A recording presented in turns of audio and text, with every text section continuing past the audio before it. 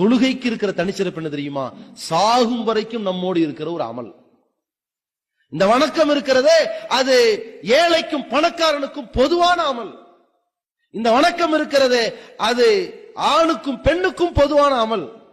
இந்த வணக்கம் இருக்கிறதே உடல்நிலை சரியில்லாதவனுக்கும் சீராக இருப்பவனுக்கும் பொதுவான அமல். இந்த வணக்கம் உள்ளூரில் இருப்பவனுக்கும் வெளியூரில் இருப்பவனுக்கும் பொதுவான அமல். தொழுதுதான் ஆகணும். பாபுது ரப்பக்க ஹத்தா ஏத்தியக்கல் யக்கீன், சாகும் வரைக்கும். யக்கீன்னா என்னது? உறுதி வரும் வரை, அந்த மரணம் வரும் வரை உன் இறைவனை வணங்கு என்கிற தொழுகை இருக்கு பாருங்க. அது நம்மகிட்ட இருந்தால் அது போதும்.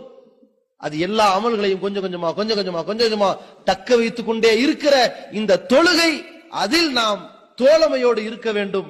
அதுதான் நம்மை சீர்திருத்தும், நம்மை சிறந்தவனாக உருவாக்கும். தொழுகைக்கு இருக்கிற தனிச்சிறப்பு என்ன தெரியுமா? சாகும் வரைக்கும் நம்மோடு இருக்கிற ஒரு அமல்.